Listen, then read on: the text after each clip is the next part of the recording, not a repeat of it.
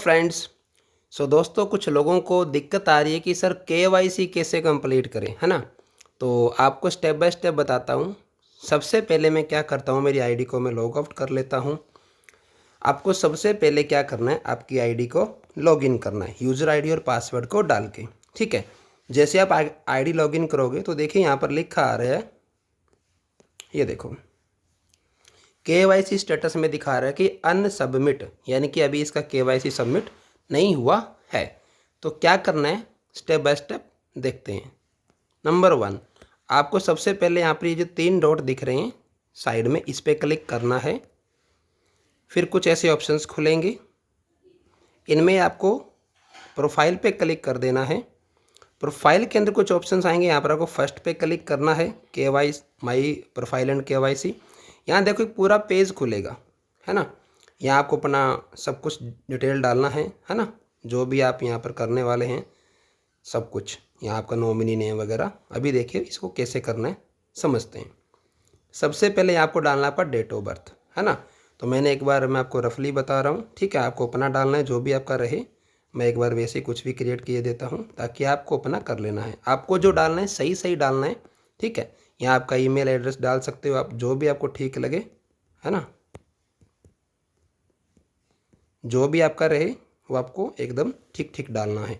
Okay. फिर यहाँ आपका पिन कोड आपको डाल देना है, जो भी आपका पिन कोड है वो यहाँ पर आपको डाल देना है। फिर आपको अपना एरिया सेलेक्ट करना है कि आपका एरिया कौन सा है आपके पिन कोड के अकॉर्डिंग, है ना। और फिर आपको यहाँ अपना एड्रेस लिख देना है पूरा का पूरा।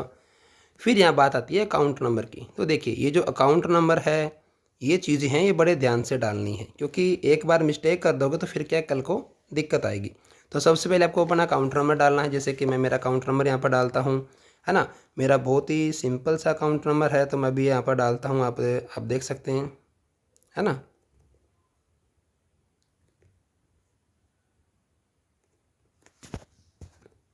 जी। फिर आपको क्लिक करना है, आपका सेविंग अकाउंट करना है हमेशा ही ऑलवेज। जो 2 ऑप्शन दिखेंगे आपको, तो आपको ऑलवेज फर्स्ट ऑप्शन को क्लिक कर देना है। किसको? इसको, सेविंग वाले को आपको हमेशा ही क्लिक करना है, ठीक है। फिर आगे बढ़ते हैं, हमने सेविंग क्लिक कर दिया। फिर आपको ब्रांच का नाम लिखना है ना। आपका बैंक कौन से अकाउंट का है, तो आपने लिखा ICICI बैंक। फिर आपको ब्रांच का नाम लिखो श्री गंगानगर, है ना। आपने श्री गंगानगर का ब्रांच का लिखा।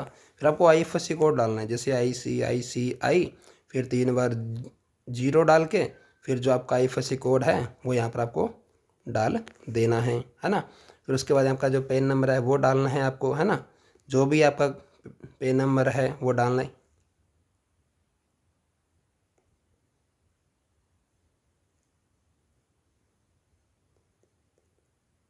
है ना। फिर उसके बाद आपको अपना आधार नंबर यहाँ पर डालना है, जो भी आपका आधार नंबर रहता है ना। आपको पता होगा कि आपका आधार नंबर कितने अक्षरों का रहता है ना। वो यहाँ पर आपको डाल देना है।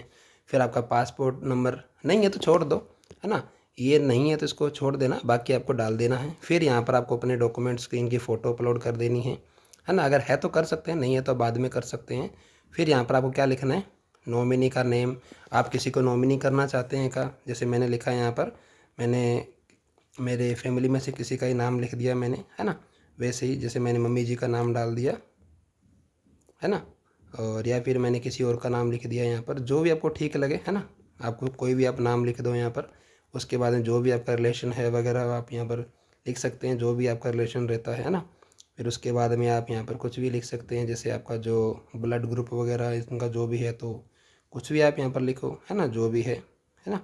फिर यहाँ पर मेटेरियल स्टेटस, शादीशुदा हो या सिंगल हो, जो भी आप यहाँ पर लिखो और क्या कर दो, इसको सबमिट कर दो। ओके। अब जैसे ही आप इसको सबमिट कर देते हो तो आप चेक कर सकते हो एक बार फिर से ये सारी सूचनाएं कि आपने सही सही लिखा है या नहीं लिखा। और जो भी आप लिखते हो इनको आपको स्टेप बाय स्टेप बड़े ध्यान से लिखना है, इन चीज़ों को, इनमें गलती नहीं करना। Account number, IFSC code, branch name, saving account, ये जब बैंक का डिटेल दो तो कोई भी मिस्टेक आपसे नहीं होनी चाहिए, ये याद रखना आपको, ठीक है। ओके। अभी यहाँ पर कुछ दिक्कत हुई है मतलब जी। तो ये देखिए अभी मैंने आपके सामने इसको सबमिट किया है, यानी कि ये सबमिट हो चुका है। और अब आप चेक करते हैं इसको कि सबमिट हमारा KYC हुआ है या नहीं हुआ। तो आपको जाना है आपके डैशबोर्ड के ऊपर।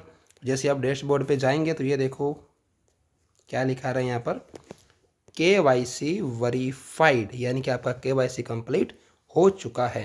तो माय डियर फ्रेंड्स, इस वीडियो को आपके नए टीम मेंबर्स को भेजो ताकि वो भी अपना KYC सही तरीके से कंप्लीट कर सकें और कोई मिस्टेक ना करें। अकाउंट नंबर में कभी कोई मिस्टेक नहीं करना। Thank you so much.